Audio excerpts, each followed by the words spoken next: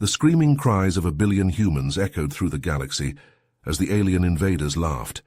The tac-tac insectoid race thinking victory would be swift until Earth's dogs and cats joined the war. In the distant reaches of space on the planet Xylox, the grand hive city of the tac-tac stood tall. Insectoid warriors bustled through the halls, their chitinous armor clattering. In the central chamber, Primus, the tac-tac leader, held court. His mandibles clicked as he spoke. "The might of the tac-tac knows no bounds," Primus declared. "Another world falls to our conquest, another species enslaved." A subordinate stepped forward, head bowed. "Great Primus, our scouts have encountered a new race, the humans of Earth." Primus tilted his head. "Tell me of these humans." "They are soft, divided, technologically primitive," the subordinate reported. "They pose no threat." Laughter filled the chamber, the tac-tac amused by the notion of humans challenging their might. Primus raised a clawed appendage, silencing the crowd. "We will invade Earth," Primus announced. "Enslave the humans, strip their resources, add their planet to our growing empire." The tac-tac cheered, eager for another victory. Primus turned to his fleet commander. "Set course for Earth, prepare for conquest." As the tac-tac ships raced toward the unsuspecting blue planet, the humans remained blissfully unaware of the impending danger. They continued their daily lives, their petty squabbles, unaware that their fate hung in the balance.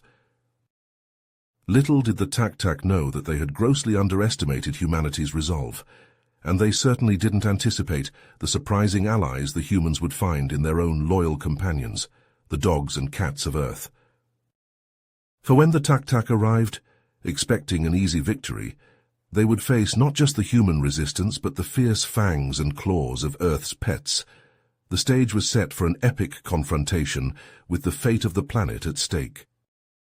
The humans had to act fast.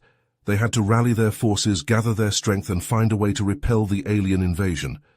For if they failed, their world would fall, their people enslaved, their future shattered. Time was running out. The tac-tac were coming, and only the combined might of humans and their loyal animal companions stood a chance of stopping them. The battle for Earth was about to begin. As the tac-tac war machine descended upon Earth, Marcus Hicks found himself far from the chaos, leading his loyal German shepherd Max through the rugged mountain terrain. They were on a search and rescue mission, tracking a hiker who had gone missing days earlier. Marcus moved with the precision and focus of a seasoned soldier, his eyes scanning the landscape for any sign of the lost soul. Max, his trusty companion, sniffed the ground, his keen senses guiding them forward. After hours of searching, they finally spotted the hiker, injured and exhausted, huddled beneath a rocky outcropping. Marcus approached cautiously, offering words of comfort as he assessed the man's condition. But their moment of relief was shattered by the sound of engines roaring overhead. Marcus looked up, his eyes widening as he saw a strange ship tearing through the sky. It was unlike anything he had ever seen, a sleek insectoid craft bristling with weapons. The ship opened fire, energy beams raining down upon the human settlement nestled in the valley below. Explosions rocked the earth, buildings crumbling, fires erupting, screams of terror filled the air. Marcus grabbed the injured hiker, hoisting him over his shoulder as he shouted for Max to follow. They raced down the mountain, dodging falling debris and searing energy blasts. The tac-tac ship continued its merciless assault, leaving destruction in its wake. As they reached the outskirts of the settlement, Marcus stared in horror at the scene before him. The once peaceful town lay in ruins, bodies strewn across the streets, survivors fleeing in panic. The tac-tac had shown no mercy, no regard for innocent lives. With a heavy heart, Marcus loaded the injured hiker into his SUV and set off for the city, Max jumping into the passenger seat. But as they raced down the highway, they were greeted by a sight that chilled Marcus to the bone. More tac-tac ships filled the skies, descending upon the city like a swarm of angry locusts. They fired indiscriminately, skyscrapers toppling, bridges collapsing. The once bustling metropolis was transformed into a war zone in a matter of moments. Marcus swerved to avoid the falling debris, his military training kicking in as he navigated the chaos. Max barked urgently, alerting him to danger at every turn. Suddenly Marcus's phone buzzed, a cryptic message from his old commander flashing on the screen. "Report to base, urgent, come alone." Marcus's mind raced, trying to make sense of the situation. But he knew he had to trust his commander, the man who had guided him through countless missions in the past. With Max by his side, Marcus fought his way through the war-torn streets, engaging TAC patrols in fierce firefights. He rescued trapped civilians, leading them to safety amidst the carnage. Finally, they reached the secret military base, hidden deep beneath the city. Marcus entered cautiously, Max close behind, ready for anything. Inside he was greeted by his commander, a grave expression on his face. "Marcus," he said solemnly, "we've been preparing for this day for years. The TAC, we knew they were coming." Marcus listened in stunned silence as the commander revealed the shocking truth. Earth's governments had been aware of the TAC's existence, had been secretly developing weapons and strategies to combat the impending invasion. "But there's something else," the commander continued, leading Marcus into a high-tech laboratory. "Project K9, our secret weapon." He gestured to rows of cages, each containing a dog or cat, their eyes glowing with an unnatural intelligence. "A serum," the commander explained, "designed to enhance their abilities, to turn them into loyal soldiers." Marcus stared in disbelief, his mind reeling at the implications. The commander placed a hand on his shoulder, his gaze intense. "Marcus, you're the best damn animal trainer we've got. We need you to lead this unconventional army to take the fight to the TAC. Max, as if sensing the gravity of the situation, sat at attention, ready for whatever lay ahead. Marcus looked down at his loyal companion, then back at the commander, a fire burning in his eyes. "Let's give these bugs a reason to fear man's best friend." The heavy thump of boots and paws echoed through the war-torn streets as Marcus led his strike team into the heart of the TAC-controlled city. Max trotted at his side, ears perked, alert for any sign of danger. Behind them marched a motley crew of enhanced animals, gorillas wielding plasma rifles, wolves clad in tactical gear, eagles soaring overhead, their eyes scanning for threats. Marcus activated his neural link, his thoughts synchronizing with those of his animal soldiers. "Stay sharp," he commanded silently. "The TAC won't go down without a fight."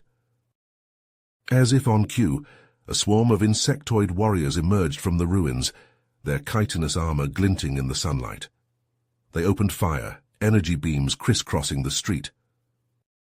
"Take cover," Marcus shouted, diving behind a burned-out vehicle. The guerrillas responded with a hail of plasma bolts, their aim steady and true. Wolves darted forward, teeth bared, leaping at the TAC soldiers with savage fury.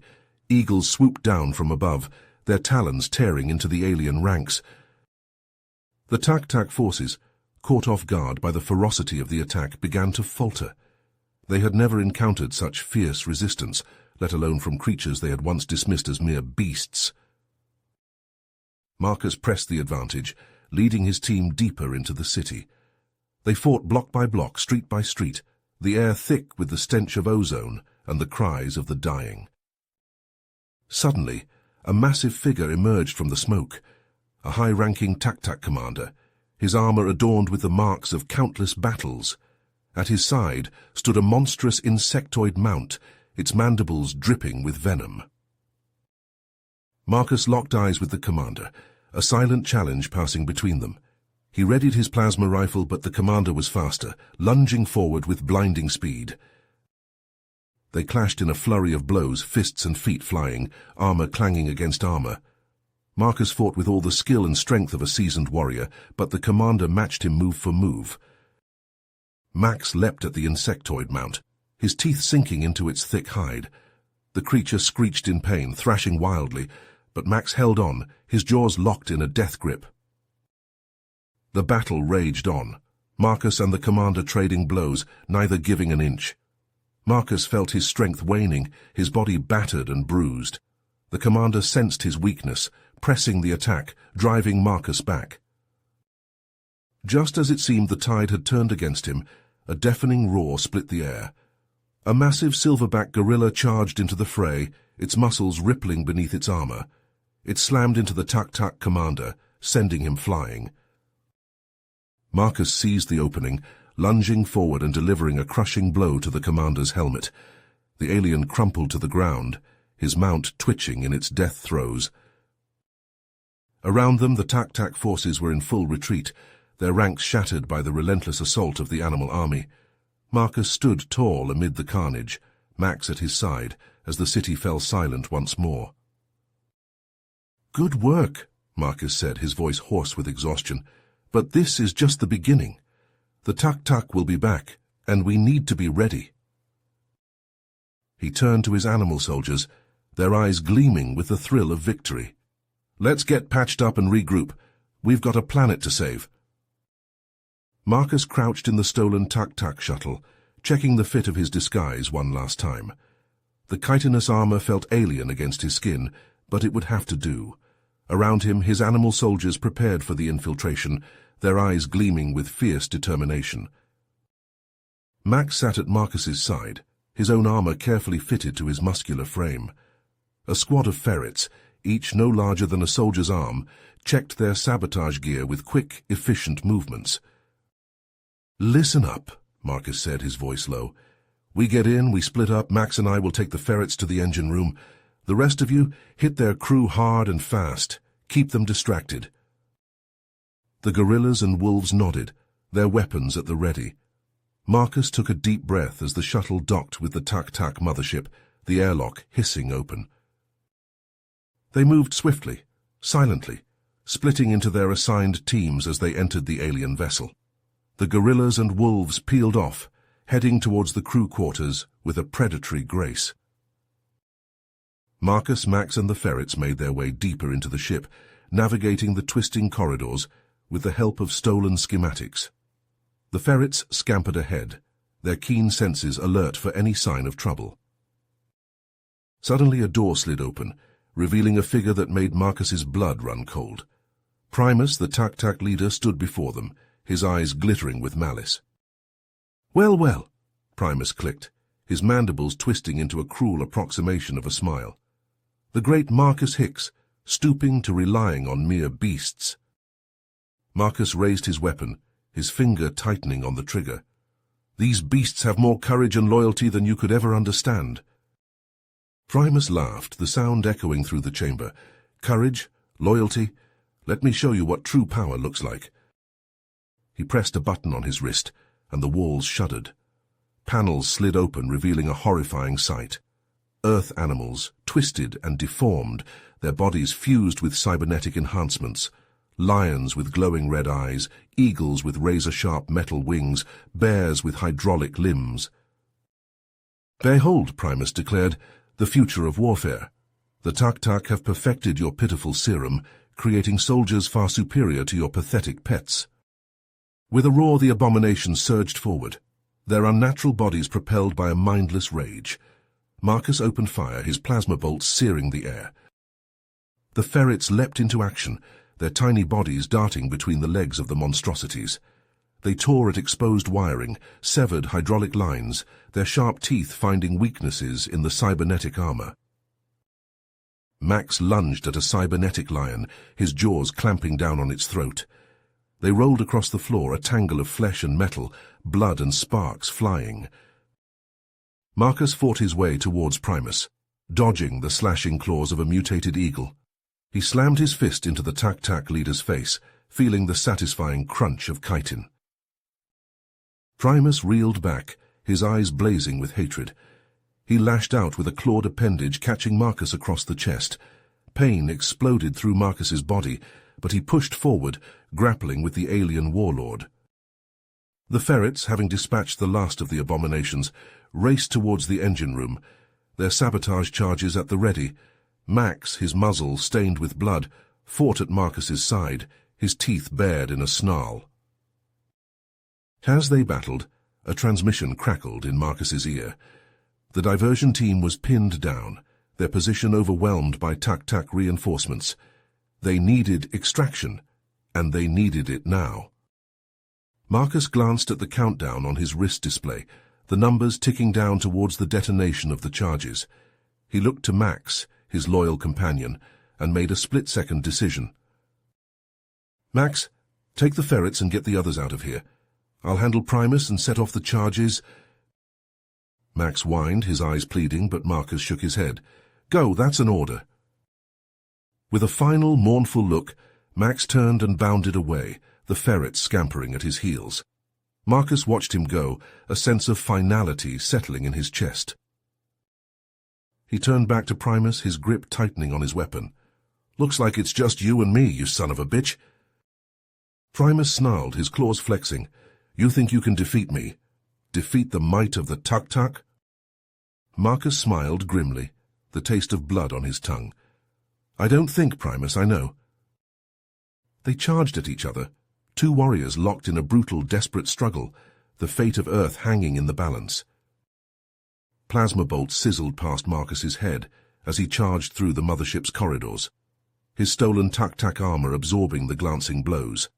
The ferrets scampered ahead, their sabotage work complete, now focused on clearing a path to the trapped diversion team. A hulking Tak-Tak soldier loomed ahead, its chitinous armor gleaming. Marcus didn't slow, slamming into the creature with a bone-jarring impact.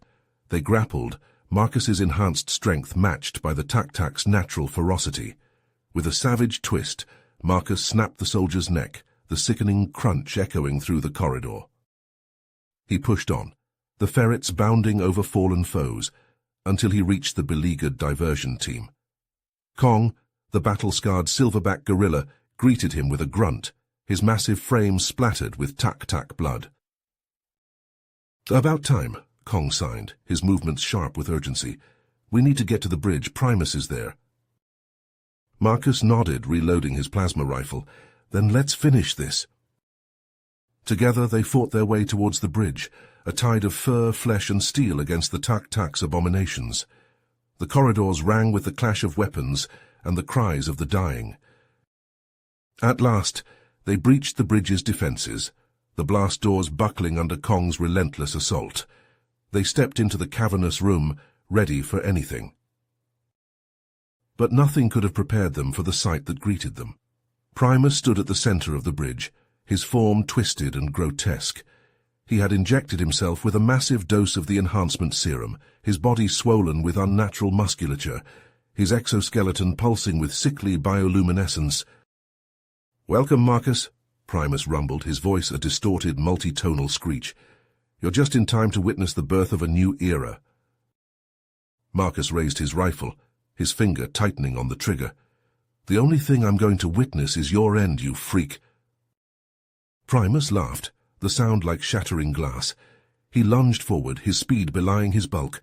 Marcus fired, the plasma bolts searing into Primus's hide, but the wounds sealed almost instantly, the serum's regenerative properties at work.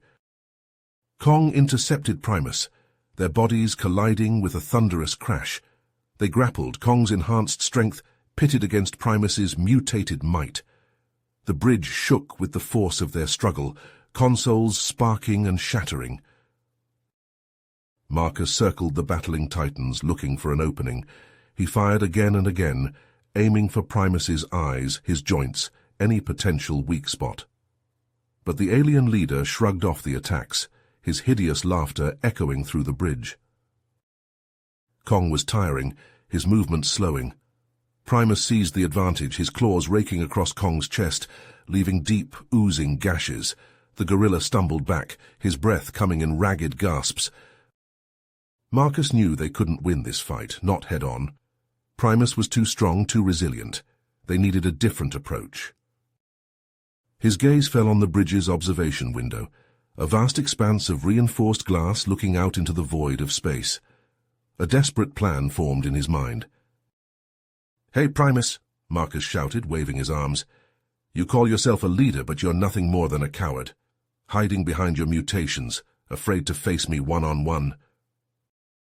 Primus turned, his compound eyes blazing with rage. "You dare insult me, human? I will tear you limb from limb." "Prove it," Marcus goaded, backing towards the window. "Come and get me, you overgrown cockroach." With a roar, Primus charged, his claws extended, his maw dripping with caustic saliva. Marcus held his ground until the last possible moment, then dove to the side, rolling across the deck. Unable to stop his momentum, Primus slammed into the window with incredible force. The reinforced glass buckled, then shattered, exploding outwards into space.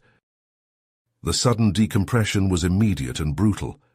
Howling winds tore through the bridge as the air rushed out, ripping consoles from their mountings and hurling debris in a maelstrom of destruction. Primus scrabbled at the edges of the shattered window, fighting the inexorable pull of the void. For a moment it seemed he might pull himself back in. But Kong was there, his powerful hands wrapping around Primus's legs.